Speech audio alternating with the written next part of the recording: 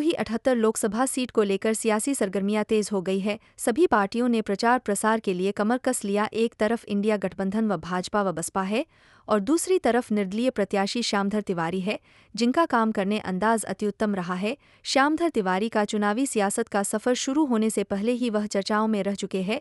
उन्होंने मीडिया से रूबरू होते हुए कहा कि वो निर्दलीय प्रत्याशी तो जरूर है, भले ही किसी पार्टी ने उन्हें ऑफर नहीं किया, लेकिन भदोही की जनता अपने बेटे और भाई यानी श्यामधर तिवारी को चुनावी मैदान में उतारा है। उन्होंने भाजपा पर जंप निशाना साधते हुए कहा कि वर्तमान सरकार सारे दावे खोखले हैं, जिसकी वजह से देश की जनता को मुसीबत का सामना करना पड़ रहा है।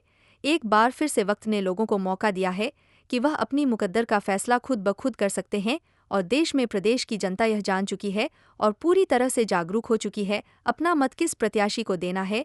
निर्दलीय प्रत्याशी श्यामधर तिवारी को चुनाव चिन्ह माचिस मिलने के बाद उन्होंने भदोही की जनता से जनसंपर्क किया है और कहा कि अगर सेवा करने का अवसर मिला तो सड़क से संसद तक जनता के लिए काम करेंगे और भदोही को विकसित भदोही बनाने का काम करेंगे। कोई रोजगार के लिए क्या करेंगे आप? सत्यमेव जयते। युवाओं के लिए कई प्रकार के काम करने होंगे। जो युवा शिक्षा के क्षेत्र में हैं, जो प्रतियोगी परीक्षाएं दे रहे हैं, उनके लिए हमारी सबसे पहली मांग होगी कि सरकारें प्रतियोगी परीक्षाओं को निःशुल्क करें। जो परीक्षाएं नियोक्ता आयोजित करते हैं, अपना व्यय वहन वो करें और परीक्षा देने में परीक्षार्थियों को जो व्यय करना पड़ता है उसका वहन वो करेंगे। उसमें कोई परीक्षा शुल्क नहीं लगना चाहिए।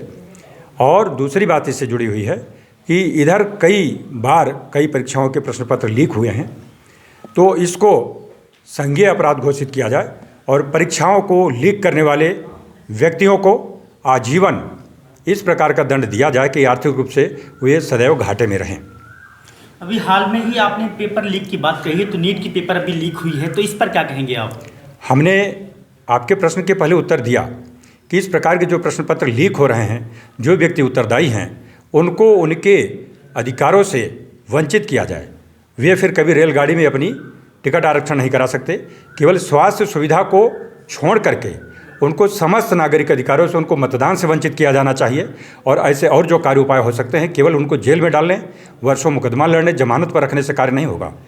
उनको इस देश में यह समझ में आना चाहिए कि लाखों युवाओं के भविष्य के साथ मजाक करके, इस देश के करोड़ों नागरिकों की सेवाओं से मजाक करके वो खुशी से, समृद्धि से नहीं रह सकते हैं। यह सरकार को एक विशेष कानून बनाना चाहिए और सदैव के लिए उनको दंडित किया जाना चाहिए। शिक्षा जगत की बात करें तो भदोही में मेडिकल कॉलेजेस नहीं हैं, जिसकी वजह से छात्र इससे वंचित हैं और लगातार यहाँ की जनता चाहती है, यहाँ के छात्र चाहते हैं कि मुझे जो डॉक्टरी की जो पढ़ाई होती है वो उनमें आसानी हो जाए, जिससे यहाँ की जनता को कहीं बाहर का रास्ता ना देखना पड़े। इस पर क्या कहेंगे आप? हमने अपने घोषणा पत्र में जो हमने आचार संहिता लागू होने के पहले से घोषित कर रखा और क्षेत्र में बांट रहा हूँ कि भदोही क्षेत्र में भारत के अत्याधुनिक लोकसभा क्षेत्रों में एक भदोही होगा। क्यों?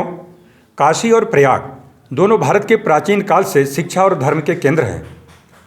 भदोही तो अभी 30 वर्ष पहले बना है लगभग, अन्यथा तो यह वाराणसी का भाग था। काशी और प्रयाग सड़क से जुड़े हैं, माँ गंगा जी का आशीर्वाद है और मध्य में इतनी जनसंख्या है कि यदि यहाँ एक मेडिकल कॉलेज होगा तो लोगों को जो भागना पड़ता है काशी या प्रयाग, वहाँ के अस्पतालों पर दबाव कम होगा और यहाँ के लोगों की सच्ची सेवा होगी, उनको सुविधा होगी।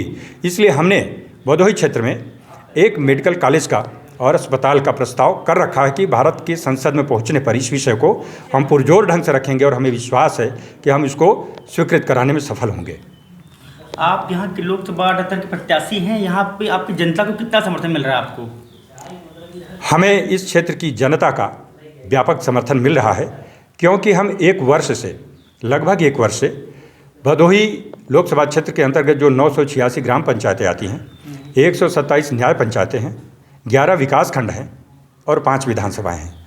वैज्ञानिक ढंग से इनका वितरण करके हम लोगों ने 10,000 से 20,000 के मध्य सदस्य बनाए हैं और उनके माध्यम से हमें विश्वास है कि कई बूथों पर निर्दल प्रत्याशी होने के बावजूद हमें किसी भी अन्य पार्टी के प्रत्याशी से अधिक मत मिलेंगे। ऐसे कई बूथ दिखेंगे जो अपने में लोगों को आश्चर्य होगा कि ऐसा कैसे हुआ है।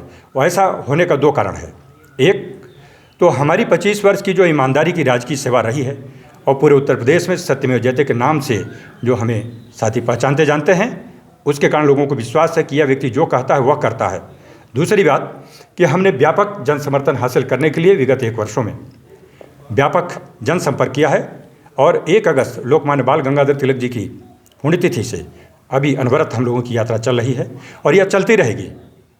क्या लगता है, एक तरफ इंडिया गठबंधन के प्रत्याशी है, दूसरी तरफ भाजपा के और तीसरी तरफ जो बीएसपी के, तो आपकी लड़ाई किससे है? ये तीनों बाहरी प्रत्याशी हैं जी।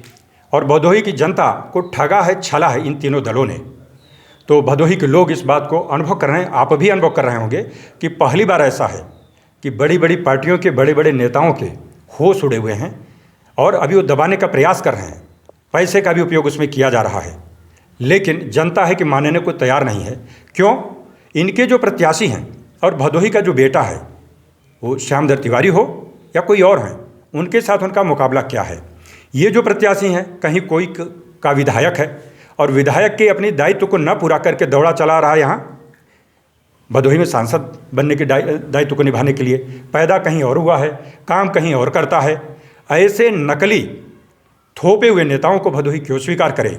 जिन पार्टियों ने भाजपा अपने को विश्व की सबसे बड़ी पार्टी कहती है और हंसी आती है कि 20 लाख मतदाताओं में भदोही के, उसको 43 वर्षों में एक भी ऐसा व्यक्ति नहीं मिला। क्या भदोही की माताओं ने किसी ऐसे एक भी बेटे को जन्म नहीं दिया जो नेता बनने योग्य हो? जबकि भदोही के ही बेटे ने चंद्रमा पर चंद्रयान पहुंचा दिया। तो भदोही को ये विश्वास है कि भदोही का ही बेटा श्यामधर तिवारी सत्यमेव जयते भारत को वहाँ पहुँचाएगा जहाँ मदन मोहन मालवीय जी ने कहा था कि भारत यदि स्वाधीन होगा तो सत्यमेव जयते भारत का मूल मंत्र होगा। क्या लग रहा है कि बहुत बड़ी चुनौती है, क्योंकि आप निर्दलीय प्रत्याशी हैं यहाँ के लोकसभा 78 के, और लगातार भाजपा ये नारा लगा रही है कि अब की बार 400 पार। अब की बार भाजपा 300 भी पार नहीं करेगी, क्योंकि उसने पैसे और जाति को आधार बनाकर जो टिकट दिया है उसकी स्थिति और अच्छी हो सकती थी।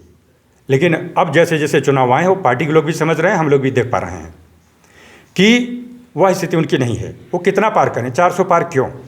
ये भी एक अहंकार की बात है। इसमें देश में लोकतंत्र तब होगा, विकास तब होगा जब नेता निरंकुश नहीं होगा। तो ऐसे में हम मोदी जी की इस बात से अब सहमत नहीं हैं कि उनको 400 पार क्यों चाहिए। 300 भी उनके लिए पर्याप्त होता, 272 भी पर्याप्त है। वो सरकार बनाएं, हमारी शुभकामना है, हम तो निर्दल प्रत्याशी हैं, उसमें कोई आपत्ति नहीं है। लेकिन मानना पड़ेगा कि इस देश में एक से एक प्रतिभाशाली चरित्रवान लोग भी पैदा हुए हैं। भारत की संसद में निर्दलीय प्रत्याशी भी जीत करके पहुंचे हैं। अभी तो मोदी जी ने प्रचार किया था राजस्थान में, और एक निर्दलीय विधायक ने भाजपा को भी और कांग्रेस को भी धूल चटा दिया, उनकी जमानतें जब्त हो गई। भदोही की भी जनता यह देखेगी कि सत्य के बल पर निर्दल प्रत्याशी भी भदोही का सांसद बनेगा और भारत के संसद में और संविधान में अनेक संशोधनों और सुधारों के लिए वो काम करेगा। एक पार्टी का प्रत्याशी जो काम नहीं कर सकता सांसद, वह एक प्रतिभाशाली चरित्रवान निर्दल सांसद करेगा। और लोकमान्य तिलक ने कहा है, स्वराज हमारा जन्म सिद्ध अधिकार और इसे हम लेकर रहेंगे। तो हम अपने इन बलिदानियों और ऋषियों की बात को लेकर के कहते हैं कि सत्यमेव जयते प्रत्येक भारतीय नागरिक का जन्म सिद्ध अधिकार है और हम इसे लेकर रहेंगे। हम आदरणीय प्रधानमंत्री जी को, मुख्यमंत्री जी को, सभी सांसदों, विधायकों, मंत्रियों को यह कहते हैं, यदि आपकी सरकारों में, सत्तारूढ़ दलों में, यदि इस देश की जनता का, भदोही की जनता का तहसीलों में, कार्यालयों में, थानों में, अन्य स्थानों पर शोषण, उत्पीड़न, घूसखोरी, भ्रष्टाचार होता रहा है, तो आपको हक नहीं वोट मांगने का। आपको हक नहीं है कि यहाँ भदोही की जनता आपको जिताए। आपने एक व्यक्ति को पात्र नहीं समझा कि यहाँ का प्रत्याशी 43 वर्षों में बनाए, तो भदोही के लोग बार बार क्यों भरोसा करें? भाजपा के लोग कहते हैं, मोदी जी कहते हैं हमको देखो, मोदी जी को देखो, वोट दो। भारत में कोई राष्ट्रपति प्रणाली नहीं है, भारत में संसदीय प्रणाली है। भारत के संविधान में भारत के क्षेत्र को 543 लोकसभा क्षेत्रों में बांटा गया है। 543 का अर्थ हुआ कि एक क्षेत्र में वहाँ का जनप्रतिनिधि जो होगा, वहाँ की समस्याओं को, लोगों की संभावनाओं को समझता है, वो वहाँ बात ठीक रख सकता है। जिस व्यक्ति को भदोही के गाँव के नाम का पता नहीं है, वह सांसद बनने आया, कितनी लज्जा की बात है। और इसके लिए मैं भाजपा को जिम्मेदार मानता हूं कि विधायक को सांसद बना देना, सांसद को विधायक को भेज देना, ये सब क्या तमाशा है? लोकतंत्र को मजाक बनाया गया है। यदि कोई